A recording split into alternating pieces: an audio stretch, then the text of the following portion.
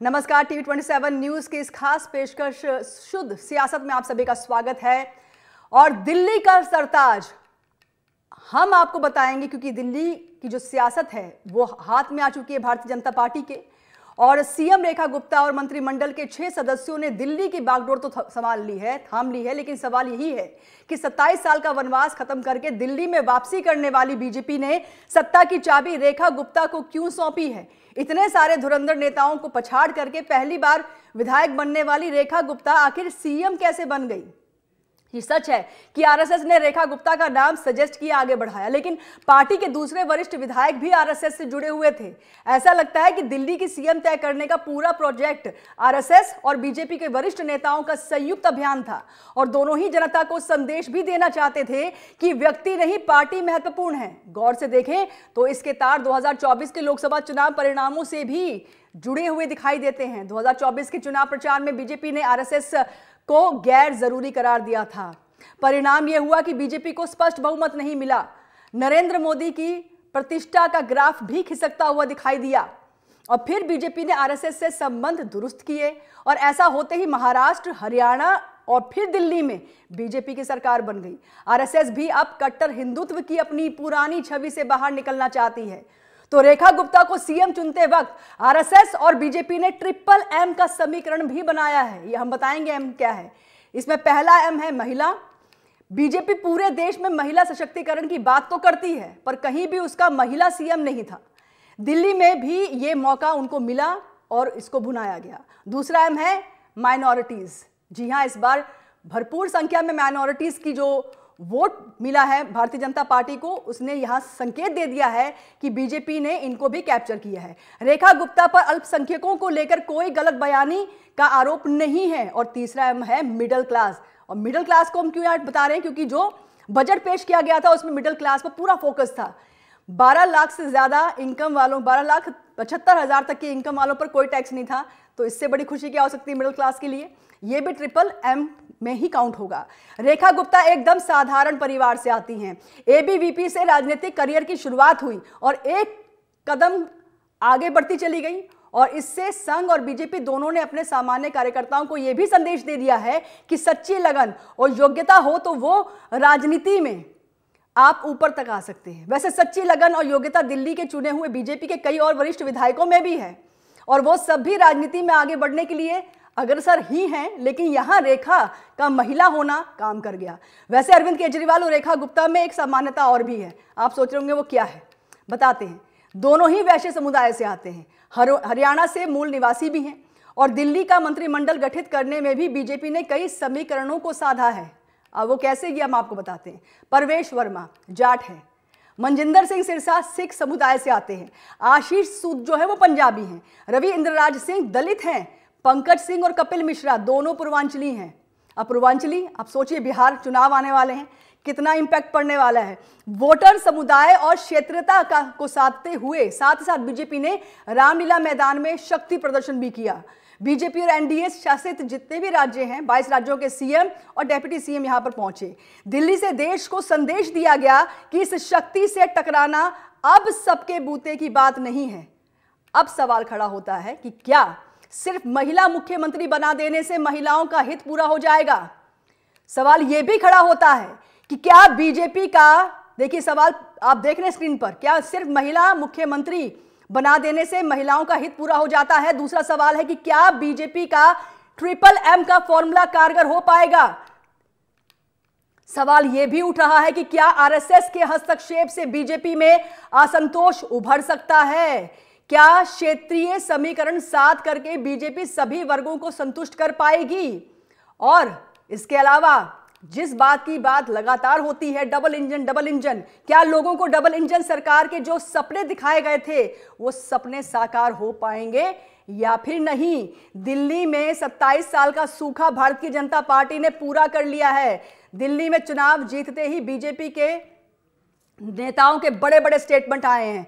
Statement, हम धर्मेंद्र प्रधान के statement की भी बात करेंगे, लेकिन वो स्टेटमेंट हम आपको बताएं उससे पहले जो हमने 4-5 सवाल आपके सामने रखे हैं उन पर अगर हम गौर करते हैं तो पहले देखिए रेखा गुप्ता। रेखा गुप्ता एक ऐसे मुख्यमंत्री हैं जो कि एबीवीपी से उनकी शुरुआत हुई, छात्र नेता के तौर पर उनकी छवि बनी, उसके बाद महासचिव रही हैं, लेकिन उसके बाद जब राष्ट्रीय राजनीति में वो पहुंचती हैं और यहां तक का उनका सफर जब वो मुख्यमंत्री बनती हैं, ये जो फैसला लिया गया है सिर्फ मात्र बीजेपी का फैसला नहीं है, इसके पीछे आरएसएस की तरफ से भी अप्रोच थी, क्योंकि 48 विधायकों में वो सभी में वो खूबियां थी जो रेखा गुप्ता में भी थी, लेकिन रेखा गुप्ता महिला है और ये काम कर गया, क्योंकि बड़ा मैसेज भी यहां से देना था कि महिलाओं के लिए, क्योंकि उनका कोर वोट बैंक था वो वापस जुड़ा था। इस बार देखा यह गया कि भारतीय जनता पार्टी को बढ़ चढ़कर महिलाओं ने वोट दिया है, तो एक महिला मुख्यमंत्री बना करके, राष्ट्रीय राजधानी की कमान देकर के एक महिला को मुख्यमंत्री बना करके भारतीय जनता पार्टी ने यह भी मैसेज कन्वे किया है कि उनके लिए महिलाएं कितनी सामान्य हैं और उनको कितना वो महत्व देते हैं। तो देखिए, नारी शक्ति वंदन अधिनियम आरक्षण, जिसमें 33% आरक्षण देने की बात भी भारतीय जनता पार्टी कर रही थी और इसी का जिक्र रेखा गुप्ता ने भी कल किया है। बहुत ही सरल तरीके से वो अपने घर से बाहर निकली, वही गाड़ी में बैठी जिसमें कभी अरविंद केजरीवाल बैठा करते थे, रामलीला मैदान, जहां पर खचाखच पूरा का पूरा वहां पर भीड़ देखने को मिली थी। प्रधानमंत्री नरेंद्र मोदी, इसके अलावा 22 राज्यों के मुख्यमंत्री और उप मुख्यमंत्री वहां पर मौजूद थे और वो सभी विधायक 48 के सभी के विधायक वहां पर मौजूद थे और उन सब के बीच में शपथ दिलाई गई है। ना केवल रेखा गुप्ता ने शपथ ली है, बल्कि इनके साथ साथ 6 और विधायकों ने, जिनमें परवेश वर्मा, आशीष सूद, रवि इंद्रराज सिंह, पंकज सिंह और कपिल मिश्रा ने भी शपथ ली है। जातीय समीकरण को पूरा साधा गया है। गौर करने वाली बात यह है, जब परवेश वर्मा की बात होती है, देखिए परवेश वर्मा जो है उनका नाम बहुत आगे चल रहा था और साहिब सिंह वर्मा के बेटे हैं, पूर्व मुख्यमंत्री रह चुके हैं। बहुत कयास थे कि शायद उनको ही नई दिल्ली सीट से अरविंद केजरीवाल को हराने वाले परवेश वर्मा जो हैं वो मुख्यमंत्री बन सकते हैं। हालांकि कल वो एक तस्वीर सामने आई थी जब वो रेखा गुप्ता से एक शिष्टाचार भेंट कर रहे थे, लेकिन चेहरे पर अलग तस्वीर जरूर देखने को मिल रही थी। लेकिन चलिए, उनको विभाग दिया गया है, विभागों की भी बात करेंगे क्योंकि महत्वपूर्ण विभागों का जिक्र करना जरूरी होगा। क्रीमी डिपार्टमेंट जो हैं वो मिले हैं यहाँ पर परवेश वर्मा को। पीडब्ल्यूडी विधायी मामले का विभाग मिला है, सिंचाई एवं बाढ़ नियंत्रण का विभाग मिला है, जल गुरुद्वारा चुनाव का जो डिपार्टमेंट है वो भी उनको मिल चुका है। चलिए, हमारे साथ इस खास कार्यक्रम में शुद्ध सियासत में चर्चा के लिए हमारे खास मेहमान जुड़ चुके हैं। हमारे साथ अनिल गोयल जी हैं, नेता बीजेपी के। सर, आपका स्वागत है। प्रदीप गुप्ता जी प्रवक्ता हैं आम आदमी पार्टी के, आपका भी स्वागत है प्रदीप जी। और पंकज पांडे जुड़े हैं हमारे साथ, राजनीतिक विश्लेषक हैं, इनसे भी हम बात करेंगे। लेकिन सबसे पहले अनिल गोयल जी, मैं आप ही के पास आ रही हूं और सबसे पहले आपको बधाई, क्योंकि 27 साल का सूखा अब पूरा हो गया है। दिल्ली में भारतीय जनता पार्टी की सरकार बन चुकी है, मुख्यमंत्री हालांकि 11 दिनों के अंतराल के बाद मिले हैं, लेकिन एक महिला मुख्यमंत्री भी मिल चुकी है। पहले आपको बधाई और साथ ही साथ पहली प्रतिक्रिया। धन्यवाद कंचन जी। सही मायनों में जनता आम आदमी के कुशासन से परेशान होकर के बदलाव चाहती थी और उसने बदलाव के रूप में बीजेपी विकल्प के रूप में उनके सामने थी और उन्होंने बीजेपी को विकल्प के रूप में चुना है। इसलिए दिल्ली की जनता का बहुत बहुत धन्यवाद। उन्होंने हमें दिल्ली की सेवा करने का मौका दिया है और हम निश्चित तौर पर, हमारे प्रधानमंत्री जी ने जो महिलाओं को सशक्तिकरण की बात करते थे, महिलाओं को आगे बढ़ाने की बात करते थे, वो सिर्फ कहते नहीं थे, उन्होंने करके दिखाया है। और उसका परिणाम सामने है कि आज दिल्ली जैसे महत्वपूर्ण राज्य की मुख्यमंत्री रेखा गुप्ता जी को उन्होंने बनाया है। ये इस बात की गारंटी है कि महिलाओं को सम्मान देना चाहते हैं, महिलाओं को आगे बढ़ाना चाहते हैं। हम सिर्फ बात नहीं करते, काम करते हैं। बिल्कुल। तो भारतीय जनता पार्टी ने भी मैसेज करने की कोशिश की कन्वे कि भाई हमारी सरकार काम करती है। और चलिए, इसका जवाब हम लेंगे प्रदीप जी से। प्रदीप जी, अभी एक स्टेटमेंट आया है जिसमें आतिशी पूर्व मुख्यमंत्री ये कह रही हैं कि ये कहा गया था कि पहली कैबिनेट की बैठक होगी और उसी बैठक के अंदर 2500 रुपये जो महिलाओं को देने की बात कही गई थी उस पर सहमति बन जाएगी, लेकिन ऐसा नहीं किया गया। अब सवाल ये खड़ा होता है कि अभी तो जुम्मा एक ही दिन हुआ था, पहली कैबिनेट की बैठक थी, इस तरह के भारी भरकम स्टेटमेंट क्यों? ऐसा है, तो पहले तो मैं के माध्यम से रेखा गुप्ता जी को बहुत बहुत बधाई देता हूं उनके मुख्यमंत्री बनने जी। और जो विपक्ष का काम है, विपक्ष का, मजबूत विपक्ष का ये काम है कि जो सत्तारूढ़ दल ने अब जो पब्लिक से, आवाम से वादे किए हैं उन वादों को पूरा कराना। अनिल गोयल जी की बात का मैं पहले एक बार जवाब दे देता हूँ। कहते हैं बिंदु के हेर फेर में चिंता चिता हो जाती है और नुक्ते के हेर फेर में खुदा खुदा हो जाता है। 2% के वोटों के हेर फेर में हम भी सत्ता से जुदा हो गए, लेकिन आवाम से, पब्लिक के दिलों से हम जुदा नहीं हुए हैं, उनके बीच में हैं। और जो भी भाजपा के मैनिफेस्टो में पब्लिक के साथ, आवाम के साथ वादे किए गए हैं, एक मजबूत विपक्ष की भूमिका निभाते हुए हम इनसे वो काम करवाएंगे। ठीक, बिल्कुल आपने सही कहा कि मजबूत विपक्ष तो आम आदमी पार्टी बनकर जरूर रहेगी सदन के भीतर। पंकज पांडे जी, मैं आपके पास आ रही हूं और इसी को थोड़ा सा समझना और अच्छे तरीके से चाहेंगे, क्योंकि अब दिल्ली में राज भारतीय जनता पार्टी का हो गया, केंद्र में भी बीजेपी है और अब दिल्ली में भी बीजेपी है। वो जो डबल इंजन की बात होती है कि डबल इंजन की जो रफ्तार होगी अब वो किस तरह से काम करेगी वो देखने को मिलेगा, क्योंकि अब तक शपथ ग्रहण नहीं हुआ था लेकिन यमुना की सफाई होनी शुरू हो चुकी है। एक तरफ अरविंद केजरीवाल कहते हैं 2025 तक अगर यमुना साफ नहीं हुई तो मुझे वोट मत दीजिएगा, आम आदमी पार्टी को वोट मत दीजिएगा, लेकिन ऐसा तो हो नहीं पाया। लेकिन अब भारतीय जनता पार्टी कह रही कि 2028 तक तो यमुना साफ हो ही जाएगी। हमने बहुत सी चीज़ों को नोटिस किया, ट्रिपल एम फैक्टर भी नजर आया जहां पे माइनॉरिटीज़ ने इस बार बीजेपी को बहुत वोट किया है और खासतौर पर रेखा गुप्ता एक बेदाग छवि की नेता भी रही थी और कोई माइनॉरिटीज़ को लेकर कोई ऐसा स्टेटमेंट भी उनकी तरफ से नहीं देखने को मिला, यानी कि कोई ऐसे विवादित बयान वो कभी देती हुई नजर नहीं आई हैं। मिडिल क्लास जिसका हमने जिक्र किया कि जब टैक्स रिजिम सामने आया था जिसमें मिडिल क्लास को काफ़ी रियायत और फायदा दिया गया, कोई इनकम टैक्स नहीं है 12 लाख के करीब करीब, और साथ ही साथ महिला मुख्यमंत्री देना, यानी कि सब चीज़ को मजबूती से पेश किया गया। क्या आपको लगता है ये बहुत बड़ा फैक्टर है भारतीय जनता पार्टी का एज के तौर पर भी? जी निश्चित रूप से देखिए, भारतीय जनता पार्टी के लिए दिल्ली एक, हम सभी जानते हैं, केंद्र शासित प्रदेश है, एक छोटा प्रदेश है, एक महानगर के बराबर है। लेकिन दिल्ली का महत्व तब बढ़ जाता है जब दिल्ली राजधानी क्षेत्र के रूप में हम उसको चिन्हित करते हैं। और हम लगातार देख रहे थे कि केंद्र में तो भारतीय जनता पार्टी पिछले 2 कार्यकाल पूरे करने के बाद तीसरी बार आई, लेकिन दिल्ली विधानसभा के चुनाव में लगातार असफल हो रही थी। पिछली बार भी बहुत कम सीटें थी, इससे पहले भी बहुत कम सीटें थी। तो एक तरह से दिल्ली का जो चुनाव था वो भारतीय जनता पार्टी के लिए सम्मान का विषय बन गया था। और पिछले चुनावों में हम लोगों ने देखा भी, बड़ा रोचक चुनाव रहा, बहुत ही जबरदस्त तरीके से भारतीय जनता पार्टी ने चुनाव लड़ा। आम आदमी पार्टी भी बहुत जबरदस्त तरीके से चुनाव लड़ रही थी, लेकिन परिस्थितियां बदली, परिवेश बदला और भारतीय जनता पार्टी इसमें सफल हुई। अब जहां तक 3PM की बात करते हैं तो आप लोगों ने 3PM जो है अपने चैनल के माध्यम से चलाया काफी मुखर होकर, और हम देख भी रहे हैं कि महिला मुख्यमंत्री दिल्ली प्रदेश को मिली रेखा गुप्ता जी के रूप में, और 3P भी सरकार में है। तो जो भारतीय जनता पार्टी की चुनावी कैंपेन का आधार था 3P और M, वो हम देख भी रहे हैं दिल्ली प्रदेश में कि महिला मुख्यमंत्री मिल चुकी हैं और तीनों P को भी सरकार में स्थान दिया गया है। अब आवश्यकता है कि धरातल पर उतरकर काम करने की, क्योंकि जो भी वादे भारतीय जनता पार्टी की ओर से किए गए हैं वो काफी बड़े हैं, उनको पूरा करना इतना आसान नहीं। और आम आदमी पार्टी भी लगभग उन्हीं वादों के आसपास थी, लेकिन वो अपनी बात जनता तक पहुंचाने में सफल नहीं रही। और उनका जो कार्यकाल रहा उसकी जो विफलताएं रही और जो भी चीजें घटी, जनता ने उसको देखा और भारतीय जनता पार्टी को अवसर दिया। मैं आ जाता हूँ सीधे 3M पर। आपने कहा 3M का पहला है महिला, महिला को महत्व दिया। महिला को महत्व इसलिए दिया कि 3P लगे हुए थे, तो 3P पे एक महिला भारी पड़ी, और उसके भी तमाम कारण आपने गिनाए, वो सारे कारण हैं। दूसरा कारण अल्पसंख्यक का आपने बताया, तो निश्चित रूप से भारतीय जनता पार्टी को दिल्ली विधानसभा में आशा के विपरीत तमाम ऐसे विधानसभाओं में सफलता मिली जहां पे अल्पसंख्यक वोट काफी था, और ऐसा माना जाता है कि अल्पसंख्यक वोट भी भारतीय जनता पार्टी के पास बिल्कुल आया है। जी निश्चित रूप से गया है।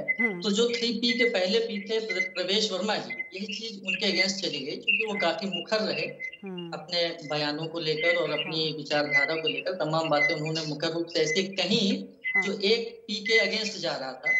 तो कहा तो ये भी जा रहा है कि बीजेपी के इस फैसले में कहीं ना कहीं हस्तक्षेप आरएसएस का भी रहा है। आरएसएस का एक कॉल गृह मंत्री के पास जाता है और उसके बाद प्रधानमंत्री से बात होती है, जहां पर एक तरफ बकायदा आरएसएस मुख्यालय का उद्घाटन कार्यक्रम था, रेखा गुप्ता तो वहीं पर थी। उसके बाद अचानक से विधायक दल की बैठक होती है, पर्यवेक्षक जो है वो भी सहमति दिखाते हैं कि भाई आप चर्चा कीजिए इस नाम को लेकर के। सभी 48 विधायक अपनी सहमति उस पर दिखा देते हैं। रेखा गुप्ता एकदम से उभरता हुआ नाम आता है, हालांकि 10-12 लोगों के नाम सामने चल रहे थे। प्रवेश वर्मा ऊपर नाम चल रहा था, विजेंद्र गुप्ता नाम था, लेकिन महिला मुख्यमंत्री होंगी, ये अपने आप में चौंका गया। ये जवाब मैं जरूर लूंगी और जवाब लूंगी मैं बीजेपी नेता से। अनिल जी, ये जवाब मैं आपसे जरूर लेना चाहूंगी क्योंकि नाम बहुत चल रहे थे। क्या भारतीय जनता पार्टी अपने पूर्व के फैसलों पर थोड़ा सा अमेंडमेंट करना चाह रही थी? क्योंकि राजस्थान में ये हुआ कि पहले लोग कह रहे थे कि शायद यहाँ पर वसुंधरा राजे सिंधिया बन जाएंगी मुख्यमंत्री, लेकिन वहां पर ऐसा नहीं हुआ। दिया कुमारी का नाम लिखा, हालांकि दिया कुमारी डेप्यूटी सीएम के तौर पर बनाई गई हैं, भजनलाल शर्मा वहां पर मुख्यमंत्री बन जाते हैं, लेकिन अभी तक कोई महिला मुख्यमंत्री नहीं थी। तो क्या एक कोशिश ये की गई है कि ऐसा करने से महिलाओं के बीच में एक बड़ा मैसेज जाएगा? क्योंकि नारी वंदन अधिनियम कानून की बात भी आप कर रहे थे, 33% आरक्षण देने की बात कर रहे थे, और अब महिला मुख्यमंत्री दे करके आप ये कोशिश करें कि जो आपका कोर बैंक था महिलाओं वाला, वो भी आपके पास वापस आ चुका है, यानी कि मजबूत नेता के तौर पर महिला का नाम आगे हो गया। हमारा पहले से नारा था सबका साथ, सबका विकास, सबका विश्वास और सबका प्रयास। सभी को साथ लेकर के चलना है, सभी को आगे बढ़ाना है, कोई भी पीछे नहीं छूटना चाहिए। तो उसमें देश की 50% महिलाओं की हैं, तो महिलाएं पीछे क्यों रहें? तो निश्चित तौर पर हमने दिल्ली जैसे महत्वपूर्ण राज्य की मुख्यमंत्री महिला के रूप में और एक उपयुक्त मुख्यमंत्री, मृदुभाषी, सबको साथ लेकर चलने की इच्छा शक्ति, प्रशासनिक अनुभव, अगर हम देखा जाए तो सारी खूबियों से रेखा गुप्ता जी को, और रेखा गुप्ता जी अपनी पुरानी बीजेपी की कार्यकर्ता हैं, इससे पहले 200 का चुनाव लड़ चुकी हैं, तो एक तरह से पुराना बचपन से ही इनका बीजेपी और आरएसएस से जुड़ाव रहा है। लेकिन सर देखिए 2015 और 20 का चुनाव भी लड़ा था उन्होंने, वो अपनी सीट से हारी हैं, लेकिन इस चुनाव में वो जीत गई और एकाएक उनको मुख्यमंत्री बना दिया जाता है।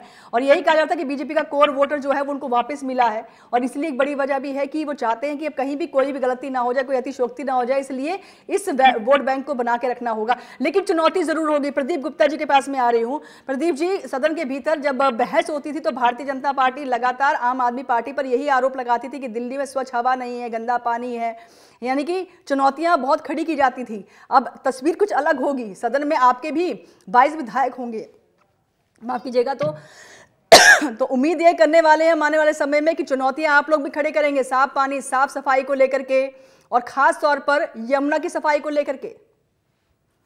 ऐसा है, जो एक मजबूत विपक्ष की भूमिका होते हैं हम पूरा निभाएंगे। लेकिन मैं आपको एक बात पहले कहना चाहूंगा, दिल्ली में अब आ गई भाजपा की सरकार और एलजी हो गई बेकार। ये जमुना जी हम पहले साफ करा देते, हमारे को काम नहीं करने दिया गया, एलजी ने रोड़े अटकाए हमारे हर काम के अंदर, नहीं तो दिल्ली को आज हम एक विकसित दिल्ली बना के छोड़ते। हाँ। हमारे को दिल्ली को विकसित जो नहीं करने दिया, ये सारा जग जानता है इस बात को। भाजपा ने और एलजी ने हमारे को काम नहीं करने दिए, इस वजह से हम उस यमुना की सफाई की दौड़ में पीछे रह गए।